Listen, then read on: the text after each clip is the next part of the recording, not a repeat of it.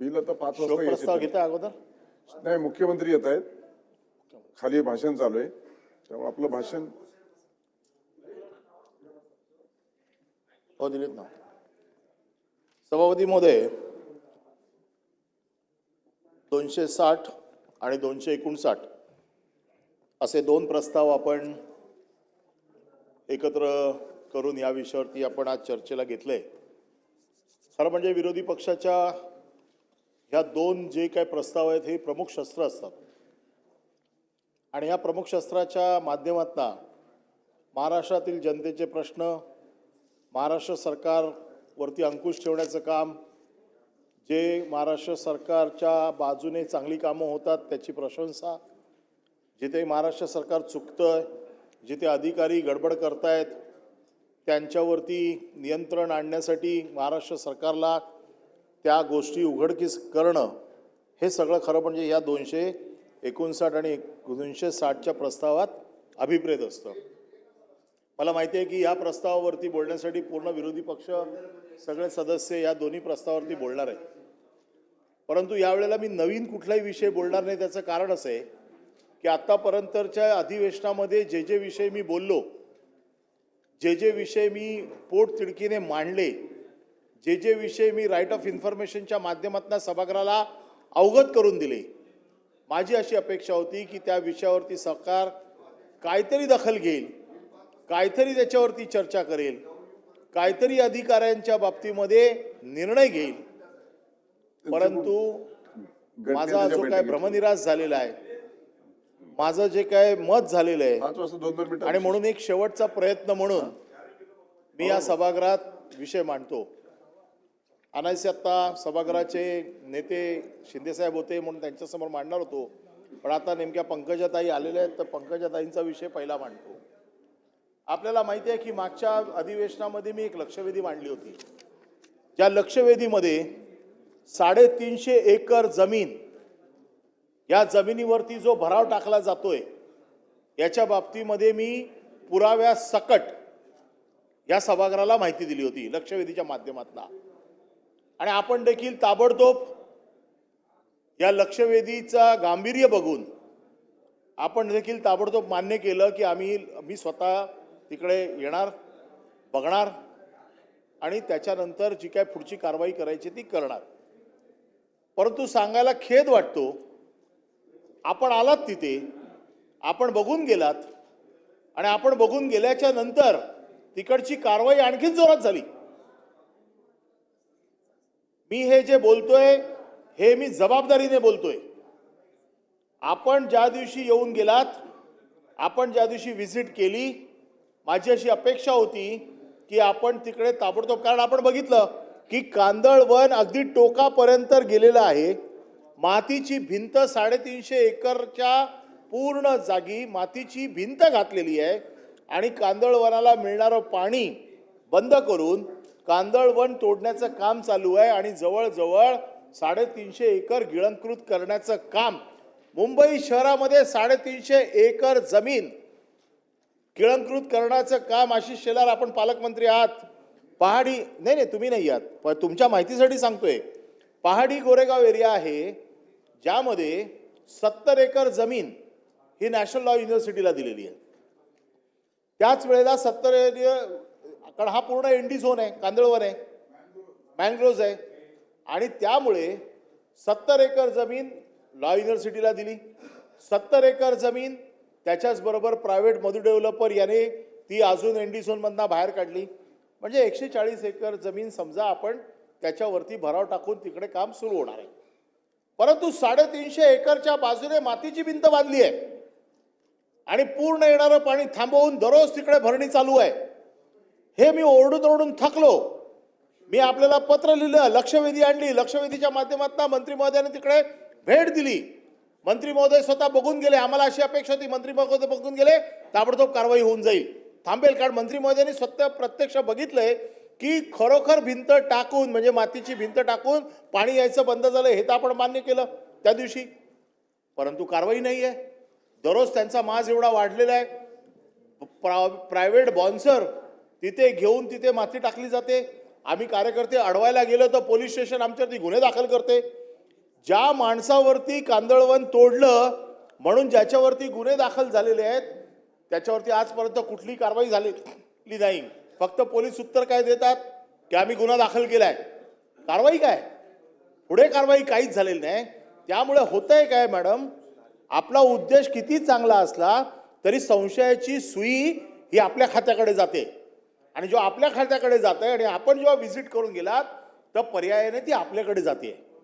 आणि आपल्याकडनं तरी आम्हाला ही अपेक्षा आहे की किमान या बाबतीमध्ये कठोर कारवाई होऊन, नाही असं आहे ना, तुमच्या खात्याशीच संबंधित विषय, पर्यावरणाशीच संबंधित विषय. जेव्हा 350 एकरची जमीन मुंबईमध्ये कोणतरी गिळंकृत करतोय आणि मँग्रोव्ह म्हणजे कांदळवन तोडून तो गिळंकृत करतोय, अशी गिळंकृत केली असती तर आम्ही महानगरपालिकेला पकडलं असतं, MMRDAची असली असती तर MMRDAला पकडलं असतं, PWDची असली असती तर PWDला पकडलं असतं. परंतु कांदळवनाचा ऱ्हास होऊन एवढे कायदे कडक असताना अशा पद्धतीची जमीन गिळंकृत केली जाते.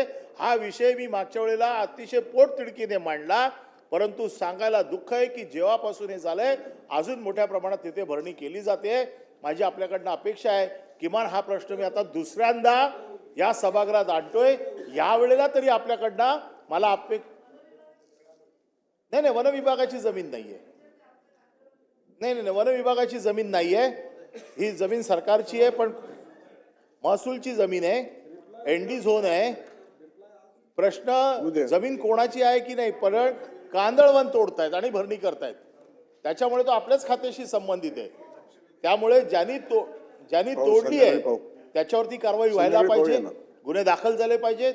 जी अवैधरित्या भरणी होते ती कांदळवनात भरणी होते, त्याच्यामुळे ते थांबवणं काम हे आपल्याच खात्याचं आहे. त्यामुळे आपण आत्ता तरी किमान या बाबतीमध्ये ताबडतोब कारवाई कराल अशी माझी अपेक्षा आहे. हा एक झाला पहिला प्रश्न. मी आज कुठल्याही नवीन विषयाला बोलणार नाही, कारण जोपर्यंत जुन्याचा निपटारा होत नाही तोपर्यंत दरवेळेला नवीन बोलून फक्त आपली भाषणांच्या कॅसेट बाहेर पाठवायच्या याच्यात मला काही इंटरेस्ट नाही. माझं मत एकच आहे की या सभागृहाचं अत्युच्च सभागृह आहे. या सभागृहात एखादा विषय आला आणि त्या विषयामध्ये तथ्य असेल तर त्याच्यामध्ये कारवाई झालीच पाहिजे. आणि म्हणून मी आपल्यासमोर सुरुवातीला पहिला आपण इथे आहात म्हणून आपल्यासमोर हा विषय मांडला. आता मी दुसऱ्या विषयाकडे येतो की सरकारचा चेहरा. सरकार म्हणजे कोण? सरकार म्हणजे मंत्री आणि मंत्र्यांच्या हाताखाली काम करणारे अधिकारी म्हणजे सरकार असं आम्ही समजतो. आता सरकारच्या अधिकाऱ्यांकडनं अपेक्षा काय असतात की अधिकारी हा साधारण सरकारचा जो चेहरा असतो, ह्या अधिकाऱ्याने किमान सरकारची प्रतिमा स्वच्छ ठेवण्याचं काम करायचं असतं. आणि तो अधिकारी स्वच्छ प्रतिमा निर्माण करण्यासाठी जर अत्युच्च अधिकारी असेल तर आपल्या खालच्या अधिकाऱ्यांना तो काय शिक्षा देतो किंवा काय सांगतो किंवा काय विचार मांडतो हे फार महत्त्वाचं असतं. आणि सरकारची ध्येय धोरणं काय, सरकारचे विचार काय, सरकारची तुमच्याकडनं अपेक्षा काय, हे खालच्या अधिकाऱ्यांकडनं काम करून घेण्याचं त्याचं काम असतं. मला एक अधिकारी इकडे सांगायचं आहे, RTO मध्ये एक अतिरिक्त परिवहन आयुक्त आहेत, भरत दिनकर कळसकर. हे अधिकारी त्यांच्या हाताखालच्या अधिकाऱ्यांना, म्हणजे विमानतळाचं एक कार्यक्रम होता म्हणून MMRD मध्ये एक बैठक होती, या बैठकीमध्ये त्यांनी अधिकाऱ्यांना काम कसं करायचं हे सांगितलेलं आहे. या अधिकाऱ्यांना काम कसं करायचं हे जेव्हा सांगितलंय त्यावेळेला त्याने अधिकाऱ्यांना काय काय सांगितलंय हे मी तुम्हाला सांगतो. अधिकाऱ्यांना त्याने काय सांगितलं की तुम्ही काही काळजी करू नका, आणि मी जे सांगतोय ना, बघा अधिकाऱ्याचा माज किती आहे. मी जे काय सांगतोय हे तुम्हाला मोबाईलमध्ये रेकॉर्ड करायचे तर रेकॉर्ड करा. अधिकारी सांगतोय, कोणाचा मोबाईल वगैरे चालू आहे का, कोणी रेकॉर्ड करत असेल का, असेल तर बिंदास करा, मला काही फरक पडत नाही, मी ओपनली बोलतो. हे सरकारचा अधिकारी सांगतोय आपल्या हाताखालच्या अधिकाऱ्यांना, त्यांना त्यांची मार्गदर्शन होतं त्यांना, आणि विचारतोय शपथ घेऊन सांगा की कोण अधिकारी इकडे पैसे खात नाही. हे कोण बोलतोय? वरचा अधिकारी. कोणाला बोलतोय? खालच्या अधिकाऱ्याला. आणि एका शब्दात सांगा की तुम्हाला कुठे कुठे जायचंय, कोणाला पेणला जायचंय, कोणाला पनवेलला जायचंय, कोणाला नवी मुंबईला राहायचंय, हे तुम्ही मला सांगा, मग मी बघतो काय करायचं ते. मी 600 लोकांची प्रमोशन आतापर्यंत केलेली आहेत. 250 कोटीचं ट्रेनिंग इन्स्टिट्यूट मी पुण्यात मंजूर करून घेतलंय. रत्नागिरीला 2 सेंटर मंजूर केले आहे. आणि I am a man behind it. हे त्याचा बोलण्याचा माज म्हणजे तो करतोय, म्हणजे तो स्वतःच्या घरांना पैसे आणतो आणि करतोय, सरकारचं काम करतोय. आणि म्हणून तुम्हाला कोण मोठं नाही करणार. तुम्हाला मोठं कोण करणार? तुम्हाला मोठं मी करणार. बाकी सरकार तुम्हाला मोठं करणार नाही, शासन तुम्हाला मोठं करणार नाही. तुमचं काय भवितव्य ठरवायचंय हे मी ठरवणार आहे. आणि म्हणून असं करत असताना देखील माझ्या तक्रारी होतात, याचा मला प्रचंड राग आहे. तरी देखील तुम्हाला काय करायचं ते करा. मी माझं काम करतच राहणार. माझ्याकडे ब्रह्मास्त्र आहे.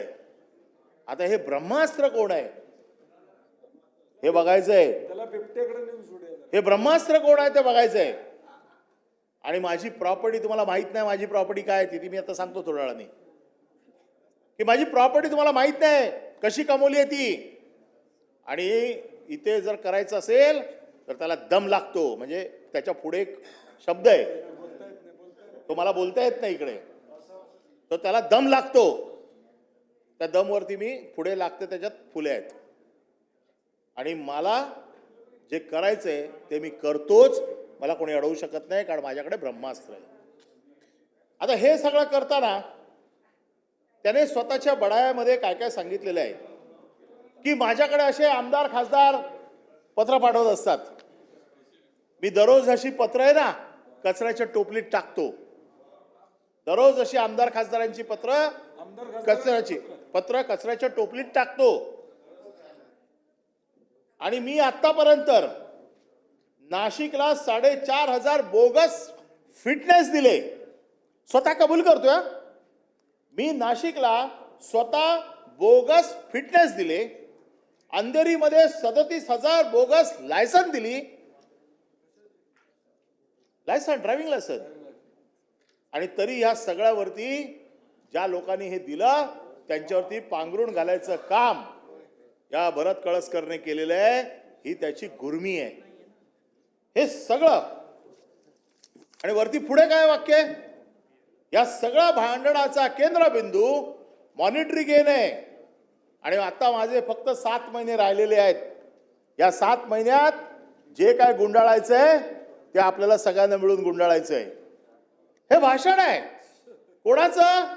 अतिरिक्त आयुक्त परिवहन. हिम्मत बघा. ब्रह्मास्त्राच्या जोरावरती माझे 7 महिने राहिलेत. 7 महिन्यात मी आता सगळं गुंडाळून नेतोय. हे त्याचं भाषण आहे. आणि वरती सांगतो अधिवेशनात तर काहूर तर होतच राहतं.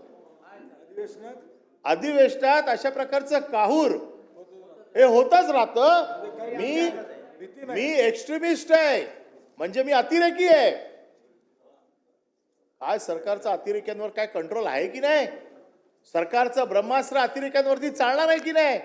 का सरकारच्या अतिरेक्यांच्या हातात सरकारचं ब्रह्मास्त्र आहे, ज्याच्या जोरावरती हे भाषण हे लिहिलेलं आहे. आणि शेवटचं त्याचं जे वाक्य आहे की तुम्ही कोणाकडे जा, TC कडे जा, सेक्रेटरीकडे जा, मिनिस्टरकडे जा, शेवटी त्यांच्याकडे मी जे बोलीन हेच खरं होणार आहे. दुसरं कोणी बोलणार ते खरं होणार नाही. आणि अधिकाऱ्यांना सांगतोय, जे अधिकारी आता ट्रेनिंग घेत आहेत त्या अधिकाऱ्यांना सांगतोय, स्वातंत्र्यपूर्व काळात लोक 10-10 वर्ष जेलमध्ये होते. आता आपण थोडे पैसे खाल्ले आणि जेलमध्ये गेले तर काय हरकत आहे? आतमध्ये गेलो तर आनंद घेता आला पाहिजे. नवीन ट्रेनिंग आणि आतमध्ये 8 दिवस बसलो तर काय फरक पडतो? नाही, कधीतरी माझ्यावर लॉकअप मध्ये मिळाला पाहिजे होता. मग त्याला लॉकअप दाखवला असता काय असतो ते. काही वाईट हो नाही. पैसे खा, पचवा, आतमध्ये जा, 8 दिवस राहा. आपल्या खात्याला तर याची सवयच आहे. आणि हे सगळं रेसिप्रोकल आहे. तुम्ही दिल्याशिवाय तुम्हाला काय मिळणार नाही. रेसिप्रोकल म्हणजे काय? एका हाताने द्या, दुसऱ्या हाताने घ्या. आणि हे सगळं success is directly proportionate to risk. आणि लाईफ इज अ रिस्क. त्यामुळे ही रिस्क आहे. परंतु आयुष्यात जर सक्सेस व्हायचं असेल तर मी सांगतो त्याप्रमाणे रिस्क घ्यायला शिका. हे कोणाचं वाक्य आहे? त्या अधिकाऱ्याचं. आणि सगळ्यात शेवटी तो हे सांगतोय की बघा, भ्रष्टाचार केल्याशिवाय, पैसे कमवल्याशिवाय, मला पैसे दिल्याशिवाय तुमचं काय भलं होणार नाही, हा त्याचा मतितार्थ आहे. आणि शेवटी त्यांनी सगळ्यात वाईट काय केलं की राजकारणात शरद पवार साहेब आणि मोटर वाहन विभागात भरत कळसकर असं हे समीकरण आहे. लाज जोड्याने मारायला पाहिजे अधिकाऱ्याला. पवार साहेबांची स्वतःची तुलना करतोय. पवार साहेबांच्या बाबतीमध्ये अशा पद्धतीने बोलला, त्याला माहित नाही त्यांची किती वर्षाची राजकीय कारकीर्द आहे. या अधिकाऱ्याला जोड्याने मारायला पाहिजे. अशा प्रकारचे अधिकारी जर माजले असतील तर त्यांना राजकीय पक्षाचं, कुठल्याही पक्षाचे कोणी असू देत, कोणी कुठल्याही पक्षाचा असू देत, आमच्या विरोधक असू देत, आमचा बाजूचा असू देत, वयोवृद्ध नेत्याचा मान सन्मान आजही आम्ही कुठल्याही पक्षाचा मोठा नेता असला तर आजही आमची संस्कृती हे शिकवते की त्यांच्या पायाला हात लावून त्यांचा आशीर्वाद घ्यायचा. आज भारतीय जनता पक्षाचे कोण वयोवृद्ध नेते भेटले, आम्ही त्यांच्या पायाशी हात लावतो. पवार साहेब भेटले, आम्ही हात लावतो. त्याची कारण आपल्याला संस्कृती आहे, राजकारणामधली संस्कृती आहे. आपल्यापेक्षा ज्यांची पूर्ण हयात ह्या राजकारणामध्ये गेलेली आहे, त्यांचं व्यक्तिमत्व वादातीत असेल नसेल हे ठरवण्याचा अधिकार शासनातल्या अधिकाऱ्याला नाही आहे. राजकीय लोक एकमेकाची काय उणीधुणी काढतील ती काढतील, पण एवढ्या मोठ्या माणसाची तुलना स्वतःबरोबर करणं हे मला वाटतं हे माजलेल्या वृत्तीचं हे प्रदर्शन आहे. आणि म्हणून मी आपल्याकडे या दोन त्याच्या पेन ड्राईव्ह आपल्याकडे पाठवतोय. हे दोन्ही पेन ड्राईव्ह जे आहेत ना, हे मी पूर्ण सायबर ऍक्टचे जे नियम आहेत ना, कारण उद्या असं म्हणाले नको माझा आवाजच नाही आहे, हा AI ने केलेला आहे, म्हणून हे दोन पेन ड्राईव्ह पाठवतो. आणि ह्या पेन ड्राईव्ह मध्ये जर त्याचा आवाज जुळला नाही तर माझ्यावर गुन्हा दाखल करा, माझ्यावर गुन्हा दाखल करा. पण आता ही वेळ आलेली आहे की या अधिकाऱ्याला शासन काय शिक्षा देणार आहे. हा जो पेन ड्राईव्ह मी आपल्याकडे पाठवतोय, साहेबांकडे पेन ड्राईव्ह द्या. आपल्याला हवा असेल तर तो फॉरेन्सिकला अगोदर पाठवा, त्याच्यानंतर त्याच्यावर कारवाई करा. पण या पेन ड्राईव्ह मध्ये हे पहिलं ऐकून घ्या. आता हा अधिकारी कशाच्या आधारावरती म्हणतोय हे सगळं की बिंदास करा. आता हे सगळं त्याचं जे काय प्रकरण आहे, आता ह्या प्रकरणामध्ये ही पैशाचा माज आला कुठून, म्हणजे ज्या ज्या खात्यामध्ये अफाट संपत्ती जमवून त्याने हे सगळं काम केलेलं आहे. आता त्याने मागे किती पैसे कमवले याच्याबद्दल मी काही जात नाही, पण ते कुठे गेले ते मी सांगतो. आपल्या सगळ्यांच्या आशीर्वादाने मला ईडीचा अभ्यास करायला मिळाला, मला इन्कम टॅक्सचा अभ्यास करायला मिळाला. त्याच्यामुळे ईडीची केस कशी बनते आणि ती कशी बनवली जाऊ शकते आणि ईडीच्या केसमध्ये कसा बसवतात याचा थोडाफार अभ्यास मला मागच्या 2.5 वर्षामध्ये मिळाला. मला असं वाटलं होतं की माझ्या आई वडिलांनी मला वकील केलं, पण वकील करताना त्यांना हे माहीत नव्हतं की कदाचित याला सीएचा देखील अभ्यास करावा लागेल. 2.5 वर्षात आपल्या सगळ्यांच्या आशीर्वादाने तो देखील अभ्यास करायला मिळाला. आणि ही जी केस आता मी तुम्हाला सांगतोय, ही केस ईडी मध्ये कशी बसते ती थोड्या वेळाने सांगणार आहे. पण त्याच्या अगोदर हा जो काय आत्ता जो काय मी तुम्हाला एपिसोड सांगितला, त्या एपिसोडच्या पाठीमागचं गणित सांगतो. आत्ता परिवहन विभागामध्ये 331 अधिकाऱ्यांची पदोन्नती झाली. 331 अधिकाऱ्यांची पदोन्नती झाली. सहाय्यक मोटर निरीक्षक ते मोटर निरीक्षक अशी पदोन्नती झाली. ही पदोन्नती करण्यासाठी या भरत दिनकर कळसकर या अधिकाऱ्याने प्रत्येकी 50 लाख रुपयाची मागणी केली. ही कुठली पोस्ट आहे? Assistant motor inspector to motor inspector, 50 lakh रुपये. आता हे मी म्हणतोय का? तर नाही.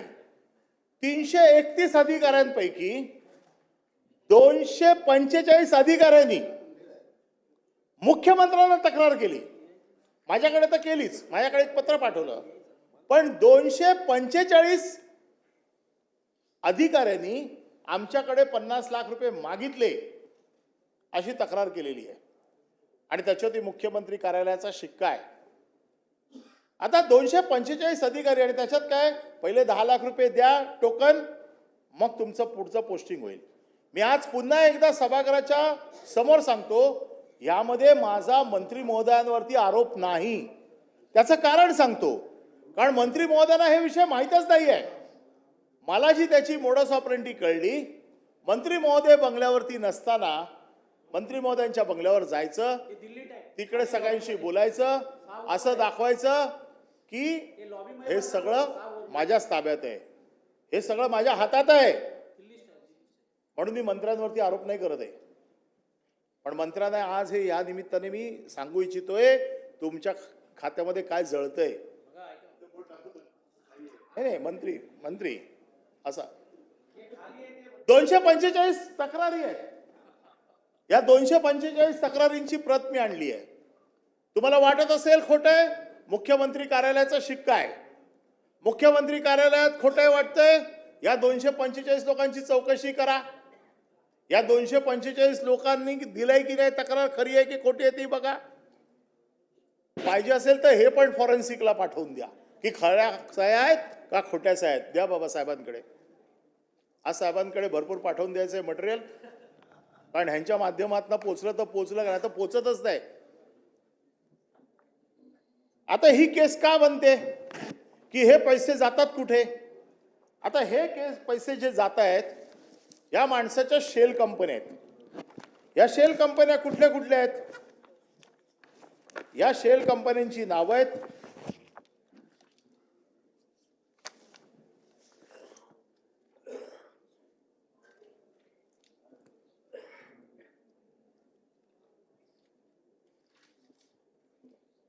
मेसर्स संजीवनी एंटरप्राइजेस, ही एक शेल कंपनी आहे.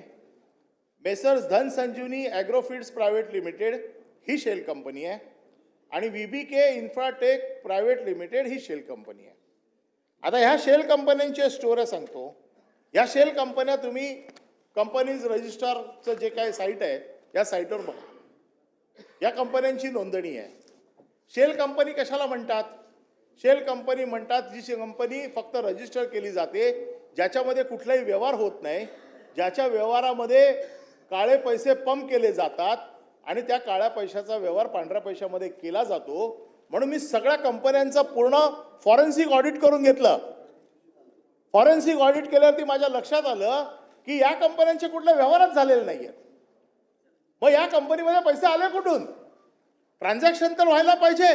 या कंपनीमध्ये कुठून चेक आला, हे कंपनीचं हे काम आहे, या कंपनीचा हा धंदा आहे, या धंद्यातनं इतके चेक आले, या धंद्यातनं हे पैसे मिळाले. मग हे काळे पैसे जे जमा होत आहेत हे शेल कंपन्यांमध्ये पंप केले जातात आणि तिथून हे पैसे बाहेर येतात. आता हे पैसे आले कुठून? तर ह्या सगळ्याची पहिली जी कंपनी आहे, ही जी पहिली कंपनी आहे संजीवनी एंटरप्राइजेस, ह्या कंपनीने जी जमीन घेतली, ही जमीन मुळशी तालुक्यामध्ये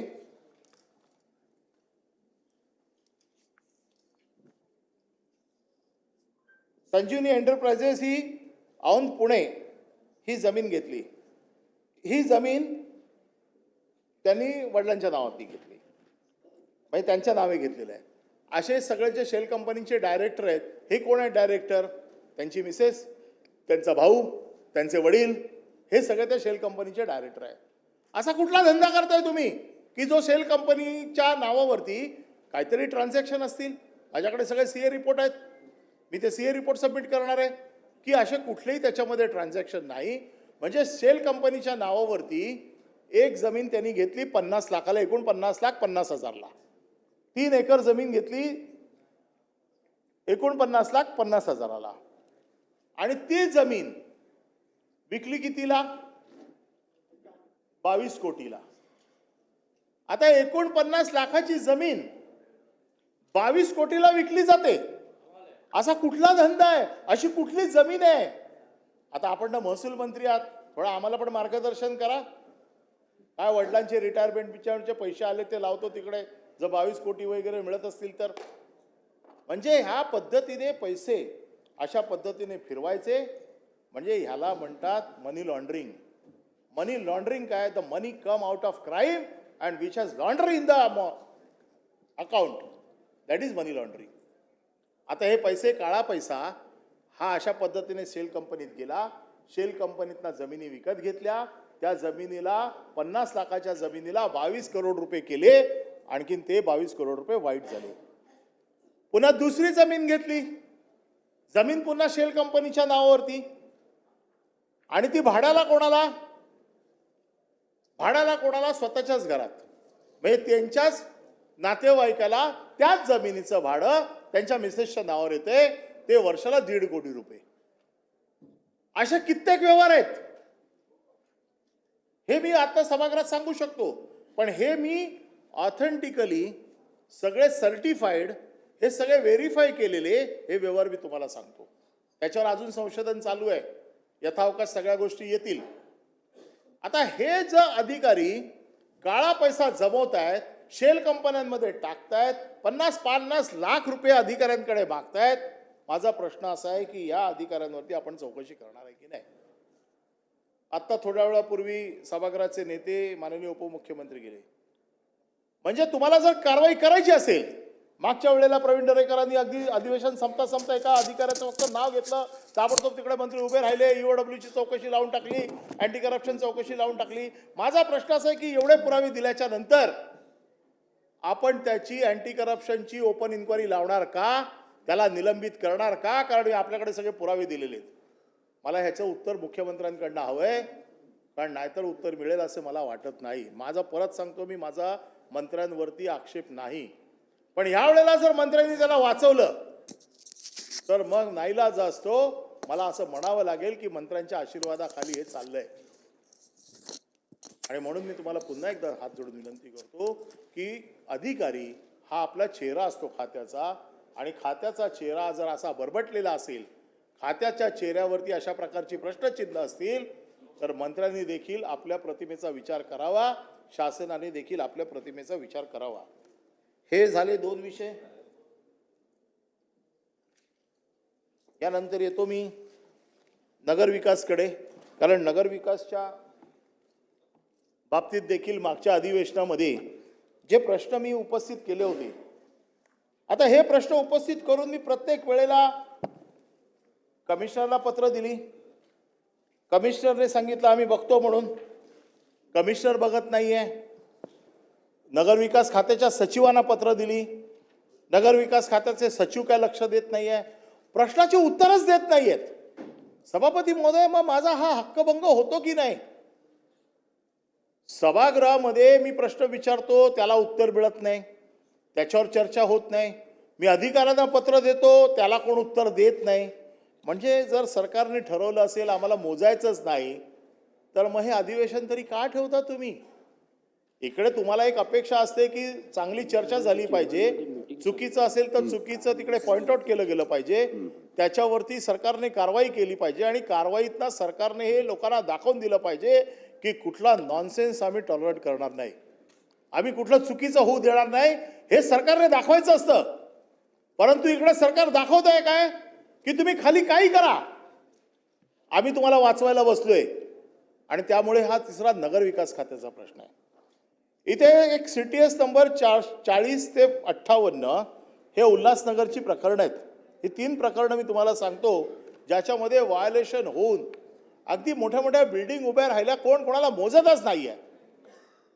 2,47,600 चौरस मीटर,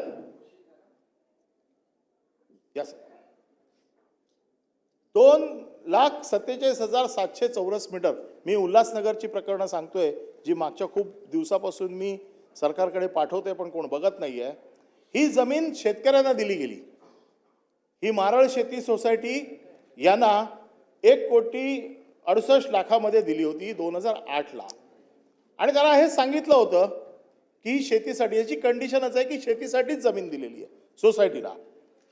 आणि 22/7/2008 या आदेशाद्वये दिली होती की शेतीसाठी फक्त जमीन दिलेली आहे आणि ही शेती विकायची नाही आहे. आणखी 2 वर्षाने ही शेती लागवडीखाली आली पाहिजे, ही त्याची प्रमुख अट होती. आणि ही शेती विकण्यासाठी बंदी असताना देखील 12 दिवसात ही शेती 4 कोटी रुपयाला रिजन्सी बिल्डर नावाच्या विकासकाला विकली गेली. आणि त्याने महसूल विभागाच्या आदेशाप्रमाणे महसूल विभागाने आदेश दिले की कलेक्टर आणखीन कोकण भवन जिल्हाधिकारी यांनी ताबडतोब अहवाल सादर करावा. त्यांनी आपले अहवाल सादर केले आणि त्याच्यात अनियमितता आहे, ते चुकीचं काम झालंय असं त्याच्यामध्ये स्पष्ट लिहिलेलं आहे. अहवालात काय आलंय की जिल्हाधिकाऱ्यांना फक्त 25 लाखापर्यंतचाच अधिकार आहे, त्याच्या पुढचा अधिकार शासनाला आहे. तरी जिल्हाधिकाऱ्यांनी जमीन देऊन टाकली. अधिकार नसताना हे त्या अहवालामध्ये आलेलं आहे. म्हणजे 25 लाखापर्यंत अधिकार असताना 1,68,00,000 जमीन देऊन टाकली. आणि त्याचा मूळ उद्देश शेतीचा असताना देखील शेती झाली नाही, तरी देखील हे सगळे जे उद्देश होते त्याला हरताळ फासला. आणि त्याच्यावरती नंतर एक पानसरे समिती अपॉइंट केली, एक सदस्य पानसरे समिती अपॉइंट केली. पानसरे समिती अपॉइंट झाल्याच्या नंतर देखील आजपर्यंत त्या पानसरे समितीचा कुठलाही रिपोर्ट आला नाही. मी 10 वेळा नगरविकास खात्याच्या सचिवांना पत्र दिलं की तो अहवाल काय तो सांगा. आजपर्यंत अहवाल आलेला नाही आहे. त्याच्यावरती आज महेश अग्रवाल व उद्धव रूपचंदानी यांचं 1-1 लाख फुटाचे बंगले उभे राहिलेत. जमीन कशासाठी? शेतीसाठी. 1-1 लाख फुटाचे बंगले आणि कार्यालय, आणि त्यांची कार्यालय उभी राहिलेली आहेत. हे एक प्रकरण. म्हणजे कायदा पायदळी तुडवायचा, कोणाला मोजायचंच नाही, कोणाला विचारायचंच नाही. आणि त्यांना एक गोष्ट माहिती आहे की सचिव काही करणार नाही. सचिव कुठले हे सगळे लोक त्यांना विकले गेलेले आहेत. त्यामुळे हे सगळे जे काही विषय आहेत याच्या बाबतीत सरकार काय गंभीरपणे बघणार आहे की नाही. सुदैवाने नगरविकास मंत्री आले आहेत, ठाण्याचे आहेत, त्यांना ह्या गोष्टी कदाचित माहीत असतील. आपण त्याच्यावरती कारवाई करा अशी माझी त्याच्यावरती अपेक्षा आहे. दुसरा एक बिल्डर आहे कोणार्क बिल्डर. याने CTS नंबर 9174 व 9175 अशा 2 बिल्डिंग त्याने उभ्या केल्या उल्हासनगरमध्ये. आणि त्याचं कौशल्य काय, म्हणजे बोगस कशावर ना, त्याला का आता राईट ऑफ इन्फॉर्मेशनची पण गरज नाही. त्याने 3 पॉवर ऑफ अटर्नी केल्या. आता आशिष शेलार आपण वकील आहात, प्रत्येक पॉवर ऑफ अटर्नी जी रजिस्टर करायला जाते याचा नंबर तर तिथे रजिस्टरमध्ये वेगवेगळा असेल. या तिन्हीचा नंबर एकच आहे. एक 245 स्क्वेअर यार्ड, त्याचा नंबर आहे 58-257 15-496. दुसरी पॉवर ऑफ अटर्नी आहे 58-275 15-496. तिसरी पॉवर ऑफ अटर्नी आहे 345 स्क्वेअर यार्ड, नोटरी क्रमांक 58-275. एकच नंबर. म्हणजे किमान चोरी करताना तर किमान एवढा विचार करायला पाहिजे की कोणतरी हे बघेल. पॉवर ऑफ अटर्नी रजिस्टर करताना त्याच्यावरचे नंबर सगळे सारखे. म्हणजे एवढ्या मोठ्या जमिनी तुम्ही घशात घालताय आणि घशात घालताना चुका एवढ्या छोट्या छोट्या करताय. आणि त्याच्यामुळे हे जे काही चाललंय, मी फक्त हे काही ठराविक पॉईंट्स तुम्हाला एवढ्यासाठी सांगतो कारण हे मुद्दे मी यावेळेला नवीन कुठलाही मुद्दा मांडला नाही. जे जुने मुद्दे आहेत तेच आपल्यासमोर फक्त आणलेले आहेत. तिसरा विषय आहे सेंट्रल हॉस्पिटलच्या समोर केंद्र शासनाचा पोस्ट आणि टेलिग्राफसाठी आरक्षित जमीन होती. साईट क्रमांक 110, शीट क्रमांक 36, 3345 चौरस मीटरचा प्लॉट आहे.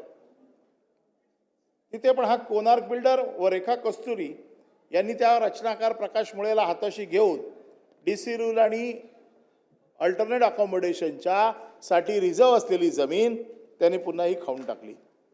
आणि तिकडे पॉलिसी आहे, जर ज्याची जमीन आहे, समजा जर पोस्टासाठी राखीव असेल तर पोस्ट बांधून द्यावं लागतं, त्याच्या पर्सेंटेजमध्ये तो ठराव जातो आणि त्या ठरावामध्ये इम्प्रूव्हमेंट ठराव करते आणि त्याच्याप्रमाणे देतो. आज तिकडे पोस्टाला जागा दिली नाही, टेलिग्राफला जागा दिली नाही आणि तिकडे झुडिओ आणि ट्रेंड्स अशी 2 मोठी शोरूम उभी केली आणि प्रत्येकी 25-25 लाख रुपये त्यांच्याकडनं भाडं घेतलं जाते. हे काय चाललंय सभापतीमध्ये? नियमांची पायमल्ली दिवसागणिक होत चालली आहे. मी ह्याच्यामध्ये परत एकदा सांगतो की नवीन कुठलाही विषय मी आणलेला नाही. हे सगळे जुने विषय, कारण नवीन विषय आणायचे, मेहनत करायची, जीवाच्या आकांताने इथे येऊन मांडायचे आणि सरकार त्याला दादच देणार नसेल, बघणारच नसेल, तर म्हणून मी म्हटलं हा एक शेवटचा प्रयत्न करूया. शिंदेसाहेब आपण नव्हता तर मी 3 प्रश्न इकडे विचारले. हां हो नाही तेच मी परिवहनचा जसा मागच्या वेळेला आपण चौकशी लावली होती, आपण जेव्हा मंत्री होता तेव्हा सगळ्या ऑनलाईन बदल्या केल्या, कुठल्याही भानगडी झाल्या नाही. मी सांगितलं आजही मी तुमचं नाव घेऊन सांगितलं, तुमच्या काळात झालं नाही.